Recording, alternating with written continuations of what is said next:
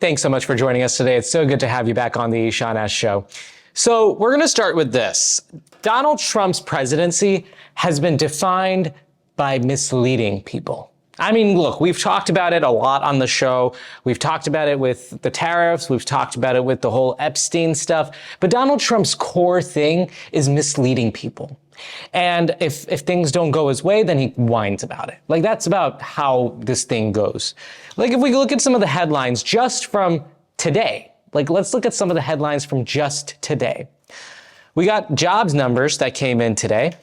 About 73,000 jobs were added to the U.S. economy. Now, that is well under the 110,000 that was the estimate. And prior month gains were revised down by 258,000 combined. And the unemployment rate rose to 4.2% from 4.1%. Now, that's not to say that 4.2% means we're at the end of the world. But what 4.2% means is that for the first time in a bit, the unemployment rate has gone up. We have seen some of the worst job numbers since the COVID pandemic. So back a very long time ago that we don't want to go back to, that was the last time we had numbers this abysmal. So Donald Trump, no surprise, like, we're in this situation. Like, we knew this would happen. We knew that the numbers would not be good. We knew that the job stuff, it was eventually going to come and hit us. Donald Trump, I guess, was really upset by all of this. So it's insane what I'm about to tell you next. So the Bureau of Labor Statistics, they're the ones that talk about the unemployment numbers. They're the ones that provide these figures. They're in the Department of Labor. And they're responsible for making sure that all of this is done. So Donald Trump didn't like what the Bureau of Labor Statistics put out this morning. And so what he decided to do was he fired the commissioner of the Bureau of Labor Statistics. I'm not even joking. He did that. He fired the commissioner because he didn't like what she reported. He didn't like that he screwed up so bad at the job, so he fired the lady responsible for making the numbers. And the reason he cited was, without evidence, all of this, he said, falsifying job statistics to benefit Kamala Harris in the 2024 election.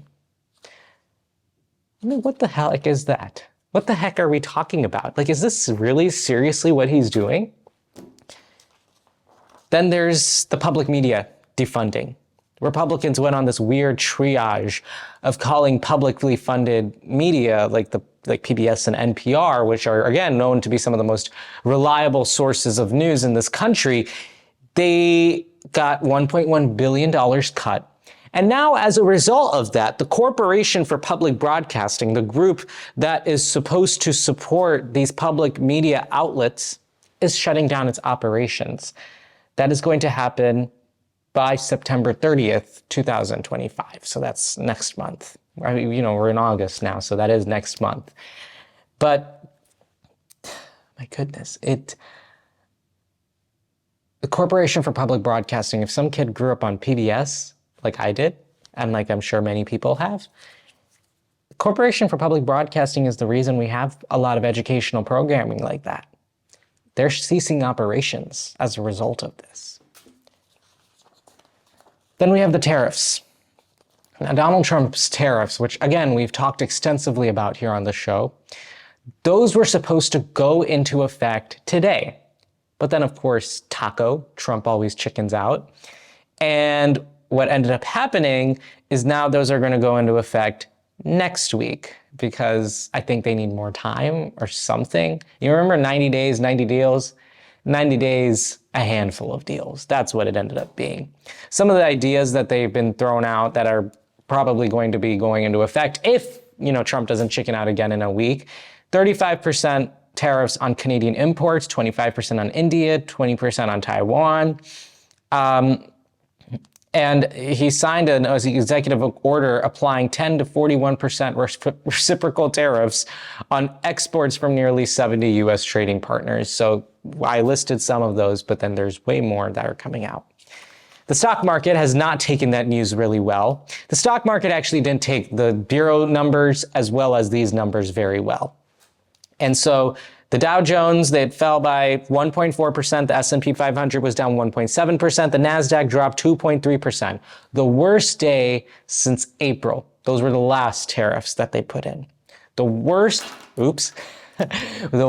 day since April for the stock market. And it seems like it's only going to go from here. Fed futures are now saying that there's an 82% chance of a Fed cut, September cut in the interest rates because of the fears of what is expected to happen. So not a lot to be happy about, I'm sure. But that's some of the headlines. I want to talk a little bit now about the topic that I'm sure you clicked on this video for, which is about Vice President Kamala Harris, former Vice President Kamala Harris, and her political future. So on this show, I think I've made 2 episodes talking about her political future and her whatever, was ahead of her. So there were 4 options initially when we were talking about this. One option was running for governor of California. That was a really big talked about thing. Then there was running for president in 2028. There was quitting politics altogether. And then there was starting a think tank of her own. Well, we just got news a couple of days ago that Vice President Harris will not be running for governor of California. That's some pretty big news that we've gotten.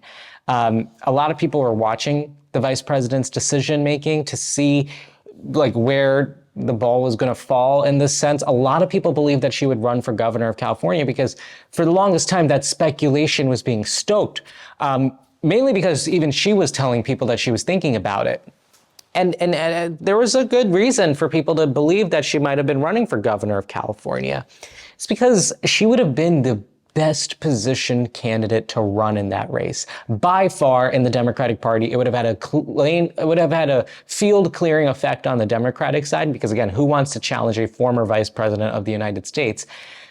But additionally, she would have also just straight up just won because of the name recognition and being in California, which is her home state, a state where she has won multiple statewide elections. She would have easily, I really believe, been governor. So she was on Stephen Colbert's show last night. Stephen Colbert's show obviously was canceled for financial reasons, but whatever, she was on Stephen Colbert's show. And on Stephen Colbert's show, she explained some of her decision behind why she didn't want to run for governor. And she said she mainly wanted to stay out of the system. And she was like, I'm tired. I don't want to go through this. So for now, she is not going to be running for for governor of California. My words. So she's not going to be running for governor. And so that also leaves the possibility of her running for president, because she didn't rule that out. She did say that she wanted to step out of the system, that she didn't want to be in the system, but she never said she's not running for president. And, last night on Stephen Colbert's show, Stephen Colbert did ask her, do you want to run for president? And she said mainly that no, she didn't want to run. Not right now. She wasn't thinking about something like that, which is the classic politician answer. But I really believe she wants to run for president. I really think, and now especially with this decision not to run for governor of California, I really think that she thinks she should run for president. And there are merits and demerits to this decision, and we went in depth about it in my last video talking about Kamala Harris. But some of the things that we should note is that Harris is still the leader of the Democratic Party. I mean, even if she's not even if she's a leader in name only, she is still the person that people are looking to in the Democratic Party right now as someone who is in a position of authority. And that comes with some name recognition, that comes with some clout. And she has that clout. I think there are some people in the media, in political media, that are counting her out completely. I would not count her out like this. I still think a lot of people don't think that she's a talented candidate. I don't think that way. I really think that Kamala Harris does have some good instincts as a candidate. And so if she's decided not to run for governor of California, that truly might have not been the best decision for her. Truly. I mean, I think that very well might have been the best decision. I mean, we could all be wrong. And I still believe she would have won if she ran in 2026, but that's okay. I think she has a very large fundraising base. She has huge name ID. So even if she didn't want to run for president even in 2028, which I don't think is likely, but I think because I think she will. But even if she didn't run for president, I think she would still hold this really incredible amount of influence in the Democratic Party and in the country. And I think it's worth noting that. So what is next for Harris? So she wrote a book called 107 Days. I pre-ordered it. I'm going to read it when it comes out. But she wrote a book basically detailing the presidential campaign. She says it's a very honest record of her experience. And she said she's going to be traveling the country, talking to everyday people to get their views and like their feelings about what is going on. And like listen to that. And I think what it really is a listening tour. I think it's a listening tour, because you don't go around the country like that unless you're like really trying to read the room. So I think she's going on a listening tour to listen to Americans, and maybe from that she'll try to draw experiences and maybe a presidential run. I don't know. That's what my theory is, and that's how usually politicians go about this sort of thing. I have to note one thing. The Kamala Harris I saw in the interview with Stephen Colbert last night is the Kamala Harris that I've known. It's the Kamala Harris that I've watched for many years. She was very candid. She was very honest. And that level of honesty was not something that maybe I saw during the presidential campaign.